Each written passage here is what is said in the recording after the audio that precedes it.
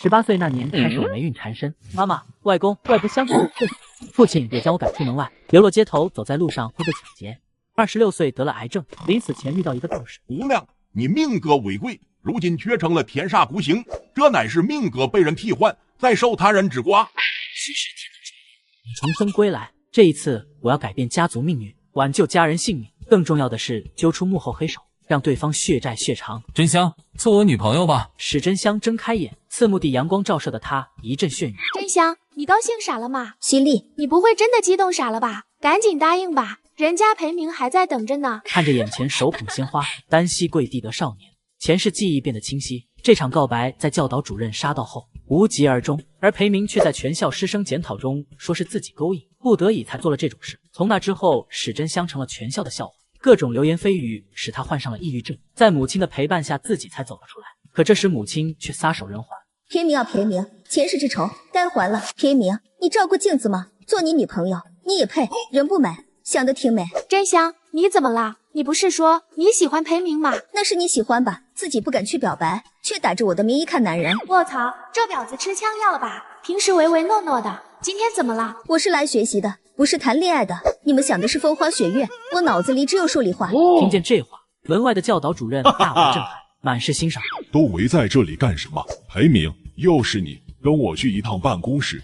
真香，你怎么回事？看着这个表面姐妹，回想起自己被诬陷时，作为好友的她非但没有帮她，反而背后坐实她的罪名。史真香心里一阵恶心。你不是喜欢裴明吗？不成全你，你不高兴吗？哼！回到家的史真香看着在世的母亲，顿时嚎啕大哭。真香，怎么了？是不是有人欺负你？没人欺负我，我就是想你了。你这个傻孩子，半天前才见过，有那么想吗？正在这时，史真香的父亲也回来了，而他看着这个年轻的父亲，没有半点欣喜，只有恨。记忆里父亲很爱他们，可谁能想到他在外边养着小三，后来还带着小三和私生女上门，将母亲逼死时，也把他赶出了家门。真香，怎么哭了？爸爸给你带了你最喜欢吃的榴莲千层。红礼，你是如何做到表面一套背后一套的？你不觉得恶心吗？不行，我现在还不能揭穿他。上一世就是母亲突然知道接受不了打击自杀了，我必须得忍，我要一点点撕开你虚伪的面目。大的，我才不吃，我要减肥。好，你不吃，我和你妈吃，看你能忍几天。妈妈，你觉得爸爸对你好不好？很好啊，很顾家，他是个好父亲。看着母亲脸上的幸福模样，史真香心里泛起阵阵酸楚。忽然他又想到了自己命格被换的事，问道：我的生辰八字知道的人多吗？家里人都知道，爸爸妈妈、爷爷奶奶还有外公外婆都知道，其他人的话应该没那么清楚了。那最近有没有人特别关注过我的生辰八字？前段时间你小姨问过你的生辰八字。小姨，她问这个干什么？你忘记了？上个月小姨他们去泰国玩，给家人们都请了一个佛牌，说是很灵验。真香，你问这个干什么？妈妈，没事，你早点睡吧。回到房间的史真香把可能害她的人都洗了。第一个就是自己的生父红莲，上一世他养的情人阮凤如是商界有名的女强人，他们的女儿孔莲更是进军娱乐圈，短短2年的时间便成为大明星。第二个任淑云，她的堂姨小姨平时一直与他们关系很好，但自从自家落魄开始，小姨就变了。她曾求他们帮忙，他们非但没有伸手，反而冷嘲热讽。想来想去，史真香一阵头疼，没有思绪。一个人的力量还是太弱了，得先找到上一世那个道士才行。我乃正一道第86代徒弟，可是去哪找呢？以前不是叫007侦探事务所吗？应该没找错吧？要欢迎光临。我要找一个人。小妹妹，你成年没？已经满18岁，有行为能力的人。哦，你要找谁？正一道第86代的徒弟。有照片吗？没有。史真香根据记忆刻画了一张道士大概模样，交给私家侦探。多少钱？10万。成交，1周内你找到人，我额外给你5万，半个月内找到，给你2万。一言为定。回到家的史真香尽管着急，但也没有好的办法，只能耐心等待。就在第4天下午，收到了侦探徐昭英的回复。Hello， Moto， 找到了。在哪里？太和山，联系方式我已经发给你了。挂掉电话的史真香怀着激动的心情拨打了电话号码，但始终无人接听。不行，不能再等了，马上放暑假了，我得亲自去一趟太和山。就这样，史真香拉着徐昭应前往了太和山，可找了几天都没找到道长的影子。我说姑娘，你为什么一定要找到他？因为我要夺回自己的命。徐昭应一愣，显然没料到会是这个答案。你们是谁？你是清玄道长。你们找我？是的，我们已经在这里等了您3日了。跟我走吧。你进去吧，我在这等你。我想请道长帮我算一算命。生辰八字，奇怪，此人命格为贵，但面相却隐隐透着一股凶煞。可是有这等命格的人，绝不可能出现凶煞之气。难道是我算错了？不行，我再看看。不一会，清玄道长额头上渗出细细密密的汗珠。清玄道长，是不是我生辰八字的命数与面相的命数截然相反？你知道？果然，他们已经动手了。可到底是谁呢？有人告诉我，我的命格可能被人替换，只有你们能帮我。替换命格实属罕见，我怎么就没想这茬？劳烦道长帮我渡过难关。那啥，破解之法我不会，只有我师父会，可他云游去了。打电话。师父老人家不太喜欢用高科技东西，说不利于修行。不过你也别着急，替换命格不是那么容易能成。你命格乃天定，自有天命保护，除非你的自身的气运下降，能影响一个人的气运，可以通过外在因素以及法器祸福辅助。外在因素，你不妨仔细想想，最近你身边可有发生什么事，能改变你心态，或能让你陷入泥沼，无法挣脱？史真香心头一颤，这时他已然明了，上一世就是从裴明表女朋友吧。然后当着全校师生的面污蔑他开始。抑郁症，外公外婆身亡，父亲出轨，小三上门，母亲自杀，被孔里记赶出家门，这一件件一桩桩事，都是从那个时候开始。现在看来，裴明与徐丽两人是其中一环，也是关键的一环。我重生归来，无意中破坏了他们第一步。随即，史真香将最近发生的事说了一遍。秘籍破坏了，设计者必然不会善罢甘休。清玄道长，我想请你出山。这时清玄却犹豫了起来。道长，这是报酬。我并非贪财之人，你我有缘，既然你能遇到我，这件事我管了。次日，清玄道长就跟史真香他们下了山。回到家后，史真香赶紧找到佛牌给道长看。道长，你看看这个佛牌有没有问题？清玄破开佛牌，里面放置着一张黄符。奇怪，这黄符上怎么有股淡淡的血腥味？这应该是由原死之人的鲜血绘制而成，沾染上怨气。这若是常年佩戴，会让自己霉运缠身，八字轻的人容易生病。这是谁给你的？我小姨之前去泰国，给我们家人都请了佛牌。其他的佛牌呢？你最好都拿来给我过过眼。好。第二天，史真香就找来了外公外婆还有妈妈的佛牌。如何？这些符节由原死之人的鲜血绘制而成。看来上一世的事确实和这些有关。你爸的呢？他那个放在公司里，现在不方便拿。不知道这件事和他有没有关系？如果有，现在去拿肯定会打草惊蛇。这些东西该如何处理？我重新绘制一些平安符，代替这个放入，寻常人看不出任何不同，除非是幕后之人。谢谢道长。第二天，史真香就将换好的佛牌送到了外公家。外公外婆，这个给你们。真香，这个是不是有什么问题？史真香刚想开口，这时小姨一家却走了进来。大伯伯娘，哎呀，真香也在啊。小颖，你不是一直嚷嚷着有些东西不懂，正好你真香姐在，让她教教你。姐，我们出去说。看着这个小自己1岁的妹妹，史真香想到前世她做的最后一件事是将一杯滚烫的咖啡从她的头顶浇下，扔下几百块钱，扬长而去。对了，我今天就是来陪外公外婆，我这凳子还没坐热呢，小姨就不愿看到我了。你一来我就得走，你够资格吗？哎呀，小姨没考虑周全。淑云，今日过来可有事？大伯，前段时间正阳做了一笔投资，还没到时间，但他那个不成器的弟弟在外面做生意被骗了，欠下一些债务，求到我们面前。他这个做哥哥也不能坐视不管，但实在是手头上有点紧，这才厚着脸皮来问大伯原一笔。大伯你放心，只要那笔投资的利润一到账，我们连本带利还给你。哼，什么小叔子欠债，分明是他们两口子投资失败，欠下债务，若是再不还钱，银行就要收走他们现在的连锁餐厅，别说利息，借出去的5000万，一分钱都没有还回来。小姨，上次你们去泰国求来的佛牌是在哪家寺院？我朋友准备去泰国玩，也想求一个佛牌。提到佛牌，任淑云瞬间慌了神色，慌张地说道：具体哪个寺院我忘记了，等回头我问问接待的导游，告诉你。那麻烦小姨了。对了，佛牌一定要随身携带的，对吗？对啊，只有这样才有保平安的效果。是吗？你人还怪好的嘞。我朋友想看一看，但我佛牌没带在身上，你的佛牌能不能借给我拍一下？任淑云怔住，她身上压根没带那玩意。这个，你小姨的忘了没带，我的给你。谢谢小姨夫。史真香拿着佛牌径自走向卧室，想要拆开佛牌，但意外的是，这个竟然是实心的，无法打开。大伯，我们就缺5000万，钱也不多。听听这口气，钱也不多，不多你别借呀。史真香刚想开口，外婆却拉住了他的手。此时外公也看出来端倪，公司那边的流动资金有多少，得先弄清楚。你们先回去，回头再告诉你们。听到这话，小姨夫他们也没办法，只好起身离开。说说吧，怎么回事？史真香将佛牌的事说了一遍。之前的符已经全部替换掉了。刚刚我问小姨拿佛牌，就是想看一看他们里面是否有同样的东西，但小姨夫的佛牌是实心，与我们的完全不同。这帮狼心狗肺的东西，他们这么做到底为了什么？哼，总归逃不过谋财害命。公，你准备什么时候退休？怎么，你想接外公的班？是啊，外公可要守好阵地，等我来接班。家里是不是出了什么事？我看到他爸爸出轨了，还有小三和女儿，和我一样大。混账东西！听到这话，外公外婆无比震惊。本来外公就看不上孔里，你妈知道吗？应该有所察觉。哦，你放心，集团会交到你手中，外公给你守着。谢谢外公。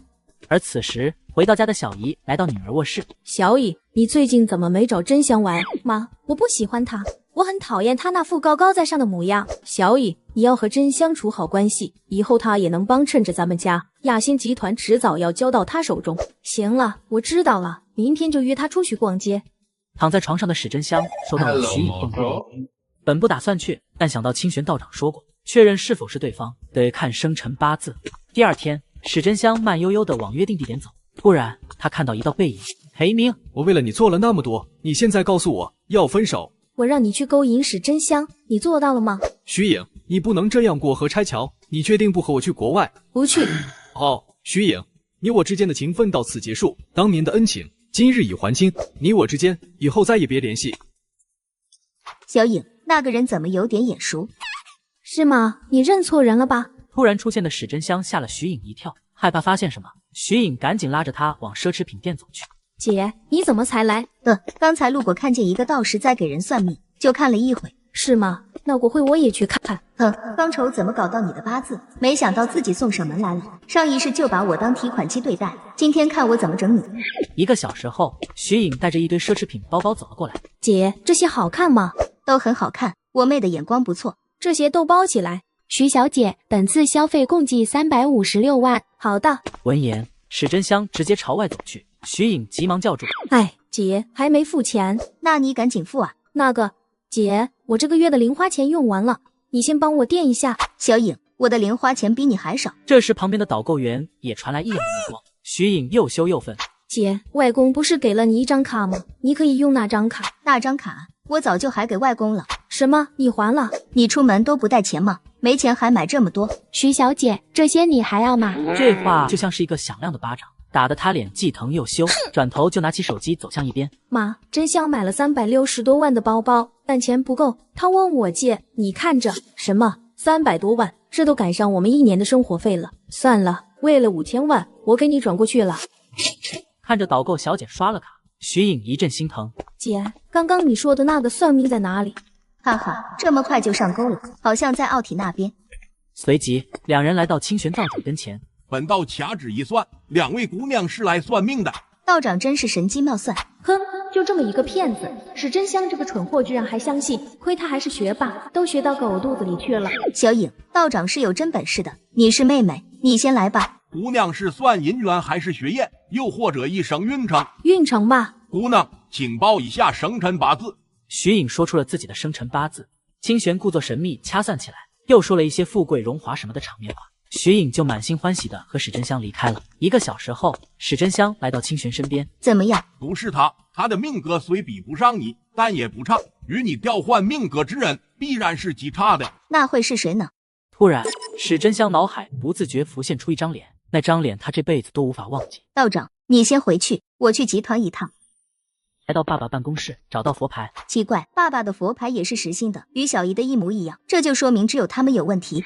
妈，我问你一个问题，小姨当初送给我们的佛牌是她亲自给你手中的吗？不是，小姨夫将佛牌给了你爸，是你爸带回来的。外公外婆那里佛牌也是吗？是啊，怎么了？没事。挂掉电话的史真香站在大厦前，身体一阵颤抖。这一刻，他的心脏像是被子弹击中了，又冷又疼。为什么是你？你可是我的亲生父亲啊！虎毒尚不食子，你却做到了，哈哈哈哈！不一会，史真香将心底深处最后一丝期待剔除，眼神变得平静到冷漠。孔里啊孔里，上辈子那条命全都还给你，这辈子你不再是我的父亲。清玄，我需要你帮我一个忙。你说。我父亲有一个私生女，名叫孔莲，与我换命格的人十有八九是她。我想请你到她居住的小区，帮我看一看那个人是否是她。没问题。这段时间得辛苦你了，这是报酬。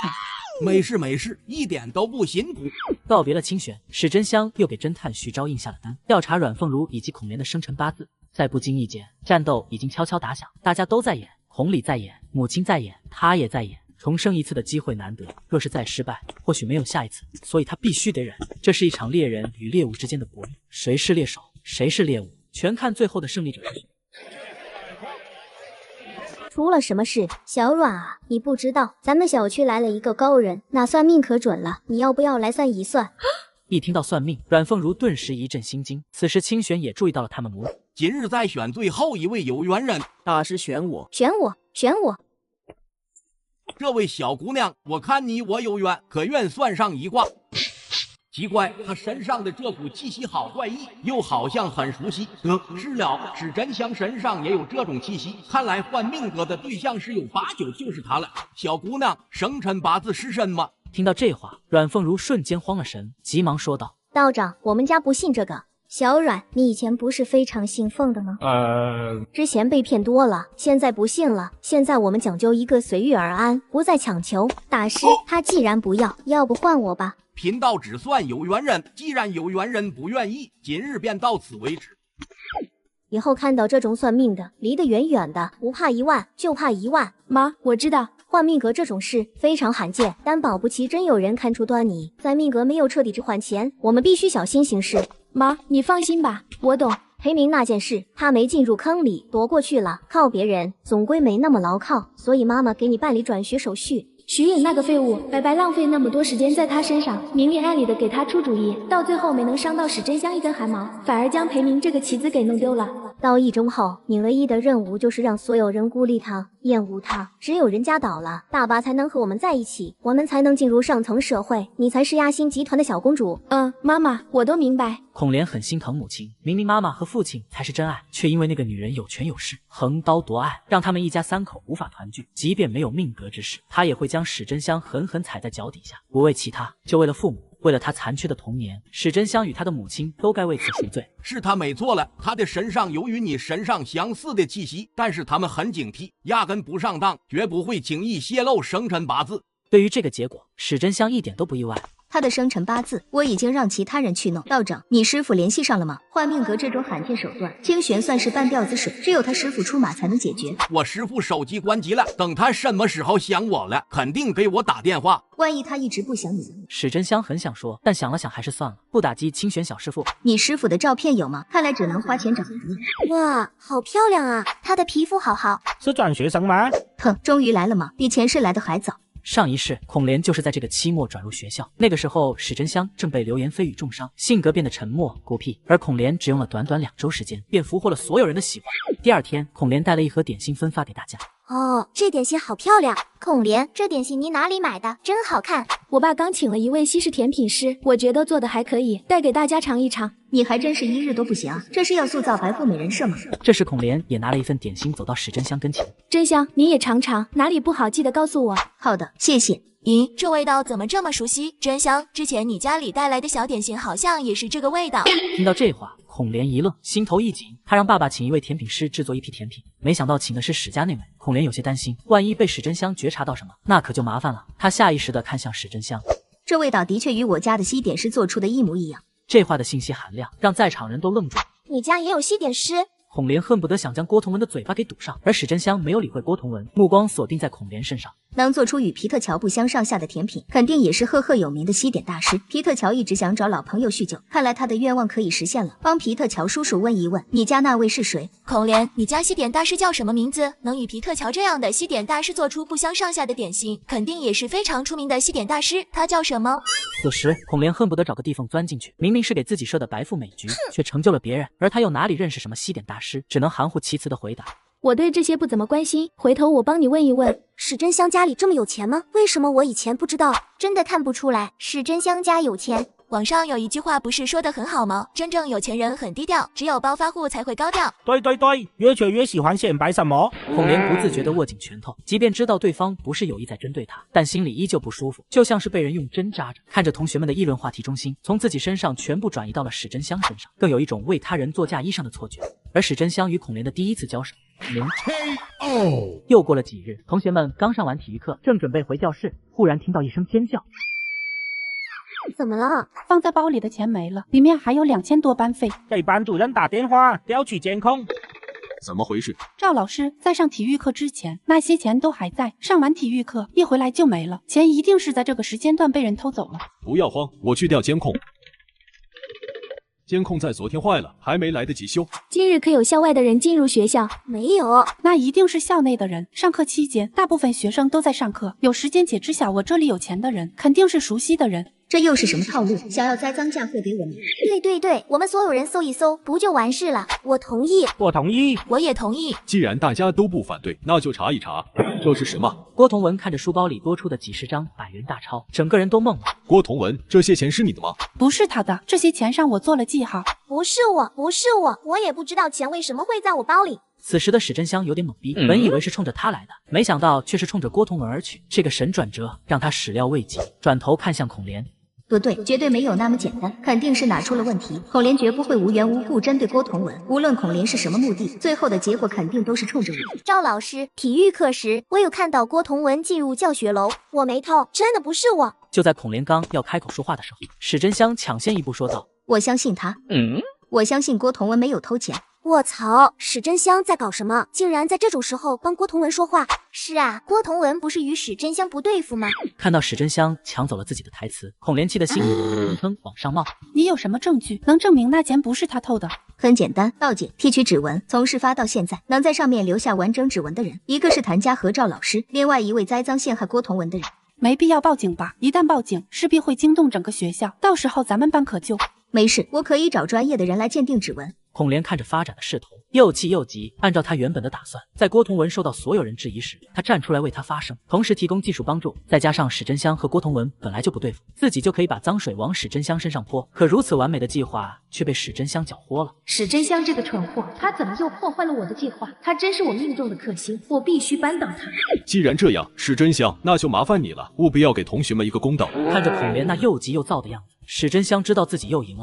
这一次，他赢在了先发制人上，了却了这件事。走在回家的路上，史真香接到了侦探徐昭印的电话。什么情况？徐昭印没有任何废话，直接切入主题。刚刚我发现有另外一组人也在调查你吧？